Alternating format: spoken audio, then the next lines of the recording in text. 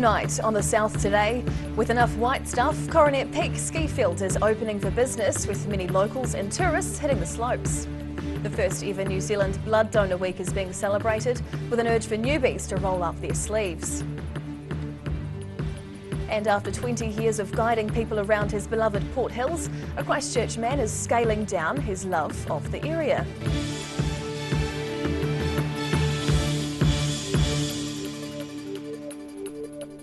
Kia ora, good evening, I'm Hannah Wilkins.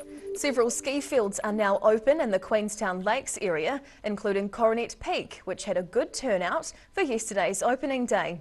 Ski area manager Nigel Kerr says the race for first on the chair was competitive this year, with almost a few fisticuffs on the ski ramp. The slopes are set for the start of the ski season. Coronet Peak opened its doors on Thursday morning to a crowd of keen snowboarders and skiers. The week leading up to the opening day had its fair share of challenges. After a record snowfall over the weekend, there was a lot of work to be done to prepare the mountain for the season. Now that the snow is ready and the paths are cleared, people are ready to hit the slopes. Ski area manager Nigel Kerr says he is stoked for the opening day. Oh look, I feel great. I'm really pleased we got here. It's taken an awful lot of hard work, and particularly to bring it forward, that's been the big challenge.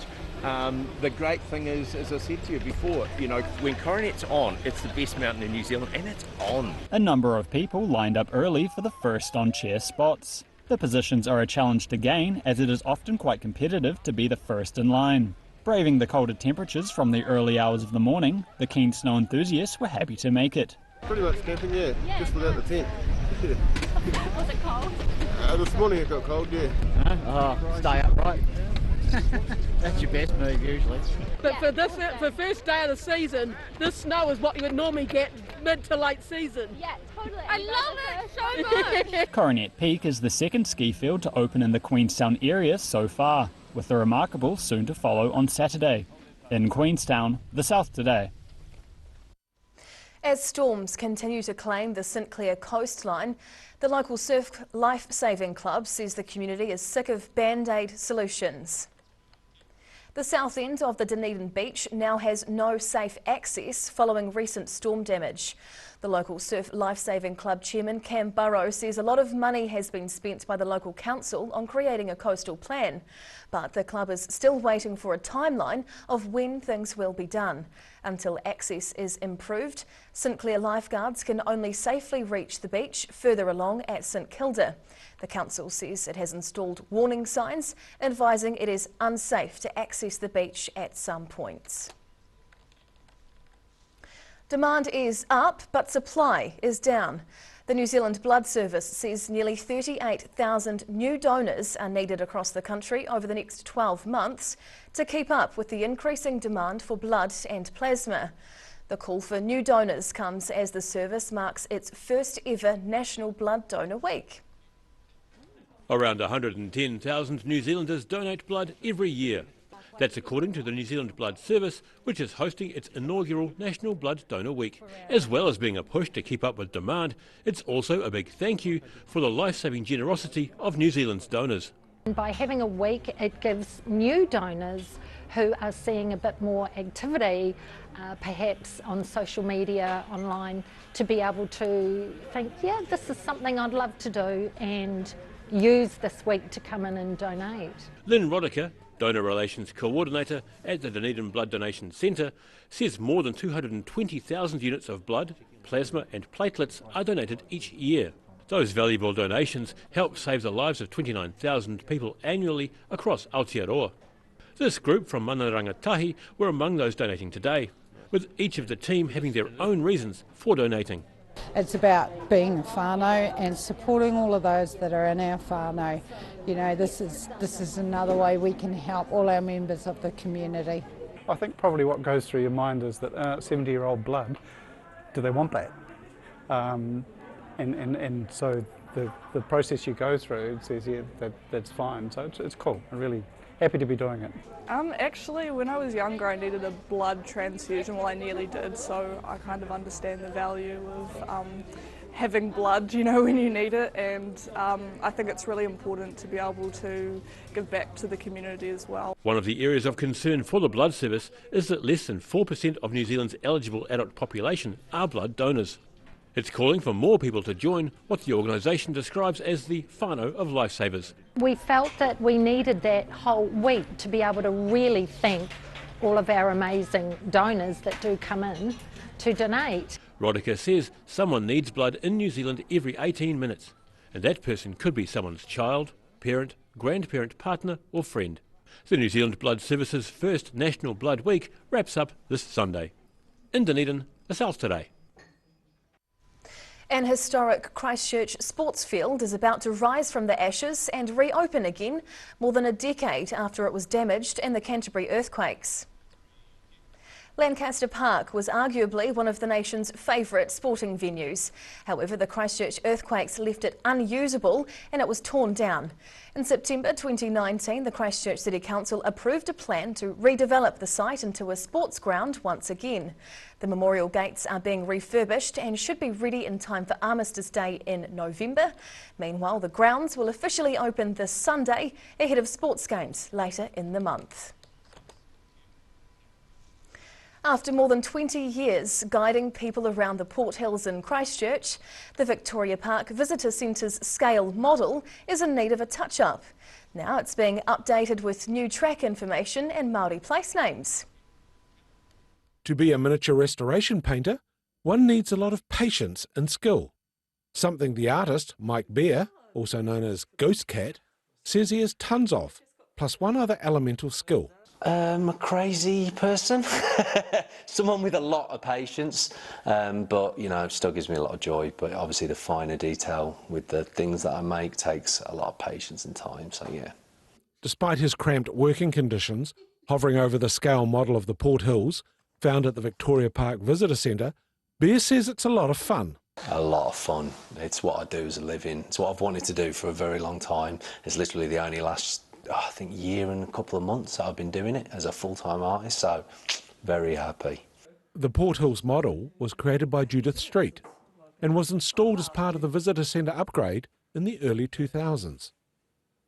But after more than 20 years in the public eye, the model was judged to be at the end of its life, and it badly needed a refresh after thousands of fingers had worn away all the trail information. Bear says he usually builds urban models, but this one was a bit out of the ordinary for him, as he slowly builds up the many layers of painted detail needed to make it accurate for the hill's many future users.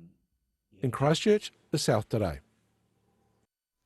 Whaiakene, still to come on the South Today. Getting hit by a car while cycling to uni isn't stopping an Otago student from overachieving and now accepting an overseas scholarship.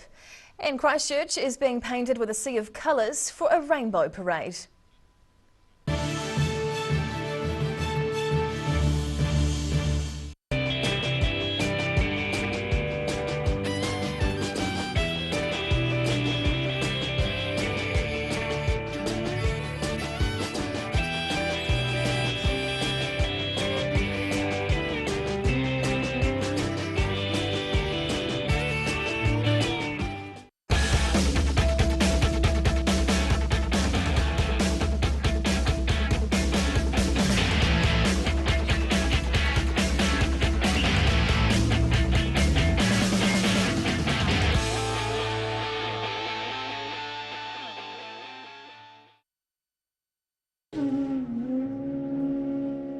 Every day the team at Gillian's supports grieving families at their time of need, from answering your questions to organising a farewell that reflects the wishes of your loved one.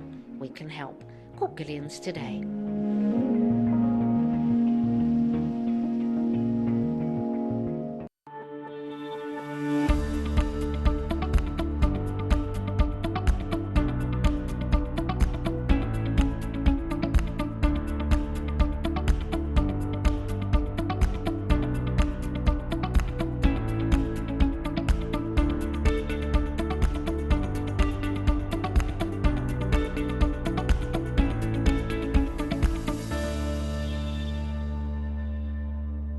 Hi, my name's Matt and I'm the Dines Group CEO. Dines is a company that's focused on selling logistics solutions to its customers. We're passionate about selling efficiency and we've been selling efficiency for over 50 years now.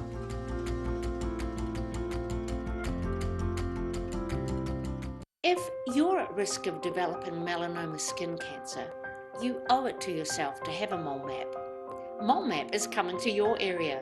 Phone today to make an appointment. It could save your life. Every reason, every season, we're proud to dress the region. Alex Campbell Menswear, it fits. Hi, we're Age Concern Otago. Age Concern Otago hosts a multitude of social activities, including little walks.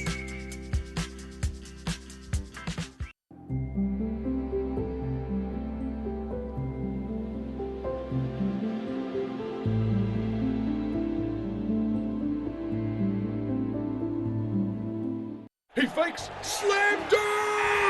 It's My Mate John's Slam Dunk Deals. Check it out. 22% off lounge suites, 35% off king beds, 21% off bedsides, wardrobes and dressers, 24% off TV units and buffets, 28% off dining and 29% off armchairs. Plus loads more in store. Slam Dunk Deals. Where did you get that furniture from? Stafford Street. And My Mate John.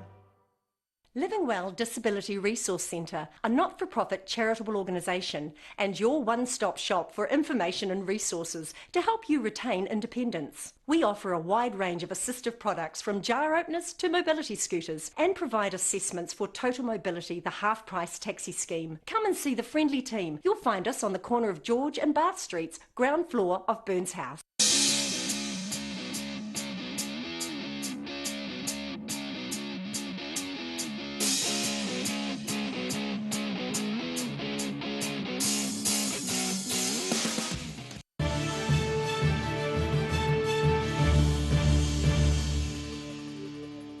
Tēnā koe, welcome back.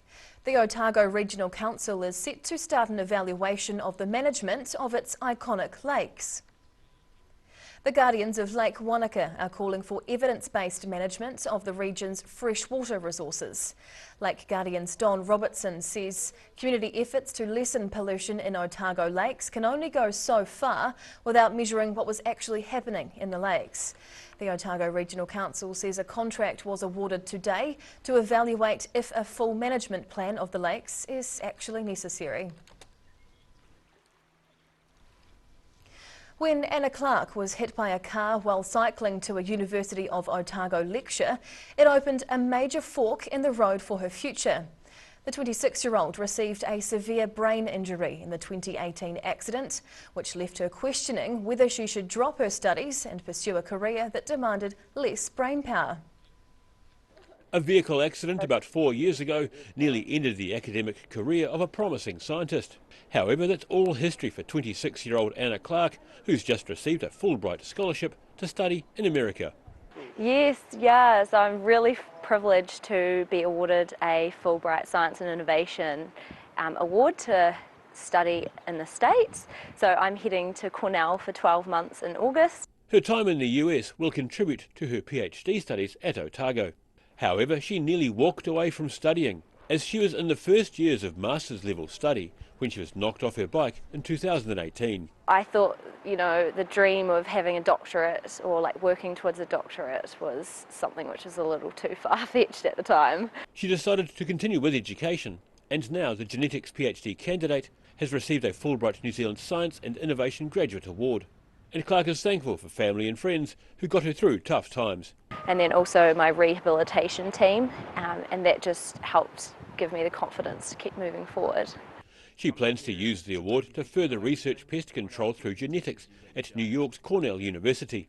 The Fulbright program was established in 1946 and is one of the largest educational exchanges in the world. In Dunedin, the South Today. 6 months ago, Isaac Foster had never taken a textile class, but now one of his designs is making its way to London to be displayed at the Globe Theatre. The 15-year-old Dunedin designer came third equal in the National Shakespeare Globe Centre Dawn Sanders Shakespeare Costume Design Competition. Isaac has always had an interest in fashion, but first started textile classes at the beginning of the year. He entered the competition with a costume based on a character who appears in The Tempest. I was doing this kind of design for my NCA, so I thought that I could incorporate it into a character from Shakespeare, like Ariel. So then, luckily, my teacher, Kat, was able to help me quite a bit because I was so new to it. But it ended up taking me to Wellington, which was crazy to me because when I got the phone call, I couldn't believe it. While searching for inspiration, he came across a photo of a simple, beautiful kimono and knew it was what he wanted to make. Isaac says as a young man with Māori whakapapa, it was the perfect design to appeal to his love of history and his interest in culture. Over the next 2 weeks, Christchurch is getting a colourful makeover as the city celebrates its LGBT+ community. The annual Christchurch Pride Festival kicked off today with a rainbow parade down Cashel Street. Christchurch was awash with colour as members of the rainbow community came out to strut their stuff. Colourfully lit buildings and rainbow flags flew high as celebrations geared up for the start of Christchurch Pride. Drag queens Miss Shaniqua and Lady Bubbles say the annual festival celebrates all things queer. It takes us about an hour and a half to put our face on and put some clothes on. They are excited the event is back after a 2-year break. And we're really looking forward to getting out there and seeing what's about and enjoying some of the events that are around. 46 activities are on offer during the festival, which will finish at the end of the month. In Christchurch, the South Today. Whaiakene after the break on the South Today. It'll be a clash of the wahine in South Otago tomorrow with women's rugby finals coming to a head. And we'll take a look at the weekend weather.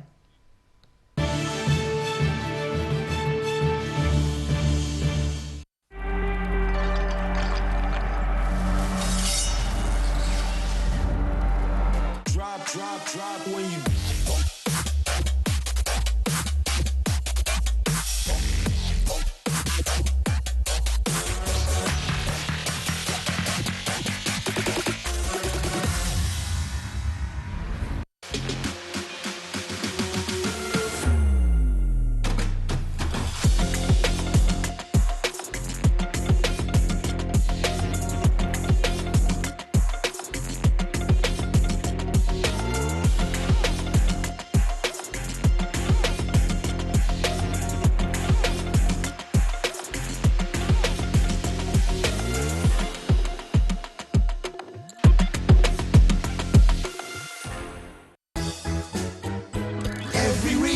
every season, we're proud to dress the region. Alex Campbell Menswear, it fits. If you're at risk of developing melanoma skin cancer, you owe it to yourself to have a mole map. Mole map is coming to your area. Phone today to make an appointment. It could save your life.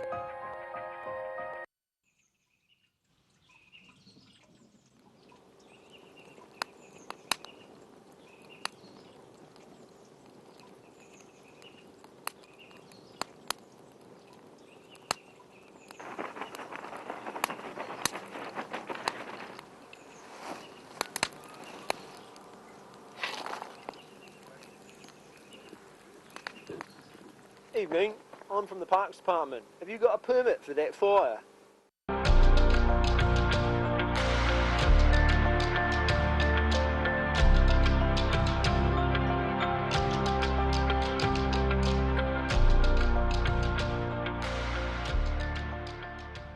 A poorly maintained heat pump can lose up to 35% of its output. The Mr. Heat Pump Cleaner team are experts. Their specially developed chemical wash is totally biodegradable. Call Mr. Heat Pump Cleaner and get the job done by the professionals. He fakes slam dunk! It's My Mate John's Slam Dunk Deals. Check it out. Slam Dunk Deals. Only at John's Furniture Warehouse, Stafford Street and online. And My Mate John.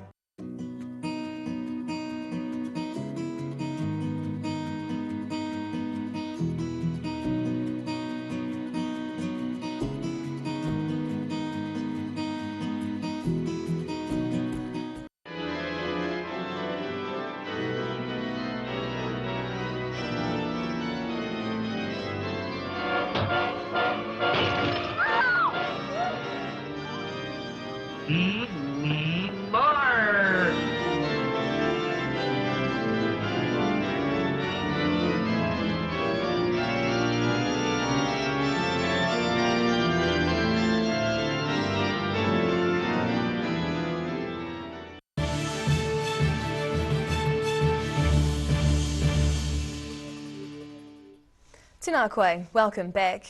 It looks set to be the fieriest of warm welcomes when town meets country in the Women's Premier Rugby Finals in Clydevale on Saturday. South Otago collective Big River Country faces off against Dunedin Wahine Sharks at the Clutha Valley grounds on Saturday, with more than Southern pride on the line. Members of South Otago's Big River Country women's rugby team preparing midweek for Saturday's Premier Club season final against Dunedin Wahine Sharks. Loose head prop Isla Pringle says the team is pumped. Amazing feeling, second year in, and it's amazing feeling to be in the final. Yeah, the girls worked real hard for it, so it's pretty awesome. Both teams fought hard to get to the top of their respective competitions, with the South Otago side earning home ground advantage. The Big River Country team is a family affair for the Pringles. Isla plays with younger sister Lily, while dad Tony Pringle is on the coaching team and is predicting the Dunedin women will give his side a run for their money. They're going to run it. They're going to run from side to side. They're going to attack from every angle, I'd say. So, yeah, we've just got to be up, ready for it, you know. So, yeah, no, they're not going to come here trying to lose. So, Isla Pringle is also a regular in the Otago Spirit team, but is pleased with the home final advantage. Always awesome to be on home soil and playing in front of your family and everyone you grew up with and around. So, yeah, I'm pretty sure we'll be having supporters from all around the place. But it's good for me to be here and on my home turf. So. The team, Pringles included, understand the Dunedin women will be a tough challenge, but Coach Tony believes their team will play to their strengths. We just play for each other, and we just let them do it on the field. You know, they've got their own style, so yeah. No, if it's a wet day, they'll keep it amongst the forwards. If it's a dry day, which we haven't had many of, we try to get it wide. But yeah, no, we just let them do their thing. You know. It's the first time the Big River Country women have hosted the final, with the home side only in its second year of existence. Big River Country women played Dunedin Wahine Sharks at Clydevale 1 p.m. on Saturday. In South Otago, the South Today. And now recapping tonight's top stories on the South Today. Coronet Peak ski field opened for business yesterday, with locals and tourists hitting the slopes and almost hitting each other to be the first on the chairlift. The inaugural New Zealand Blood Donor Week is being celebrated, with many newbies donating to help get the extra 38,000 units needed to meet demand. And after 20 years of dedication, a Christchurch man has updated the Victoria Park Visitor Centre's scale model with new track info and Māori place names. And now a look at what's happening in tomorrow's ODT, and we welcome the editor, Barry Stewart. Kia ora, Barry. Hello, Hannah. Can we expect in the weekend paper? Lots of good reading.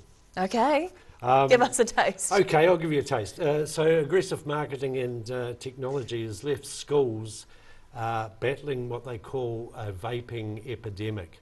The principals are saying that. One Dunedin school has installed hidden cameras or hidden detectors to help pupils break the habit. So we look into that issue tomorrow. Dunedin City Council is standing by its decision to reduce the speed limit on the peninsula to 40 k's, despite hundreds of people signing a petition. Yeah, it was a lot of pushback. Yeah, there was, but they've stuck by their guns, and of course, you know, the safety factor is hard to argue against. But there you go.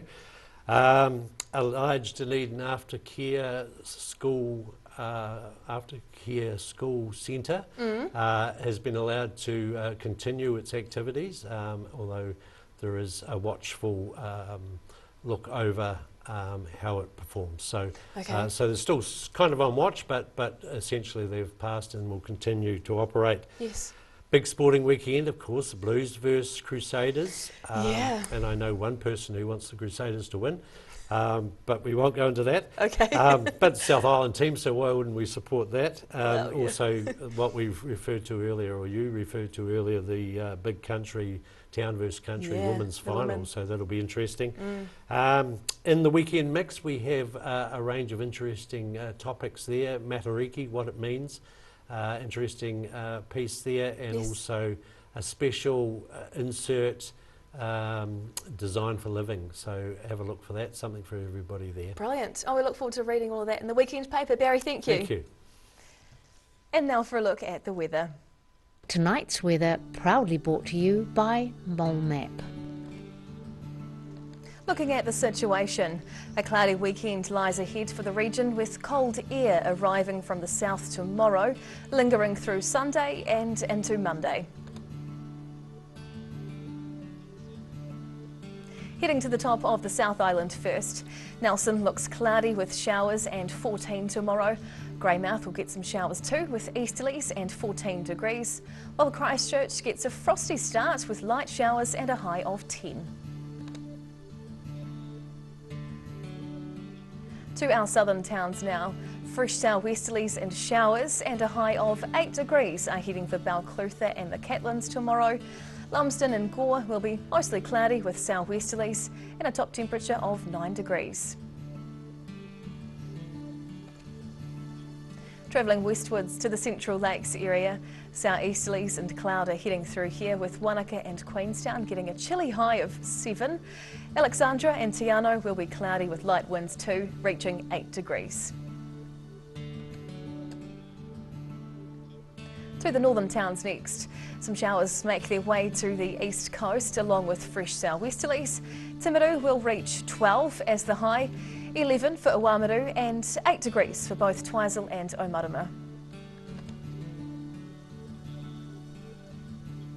Down to Dunedin.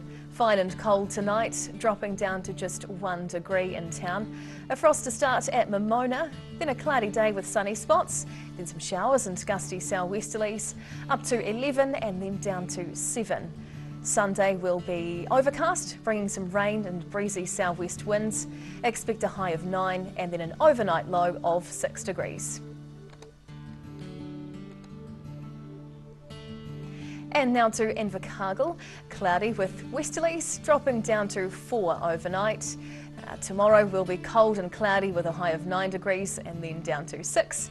Rounding off the weekend, Sunday will be very similar with cool temperatures and light southeast winds up to 9 and down to 6 degrees as the overnight low. And that's the news this Friday. For the latest news and videos from the southern region, head online to odt.co.nz. And you can follow Channel 39 on YouTube to catch our news bulletins on demand. Nō reira, kia pai te po, ka kite anō.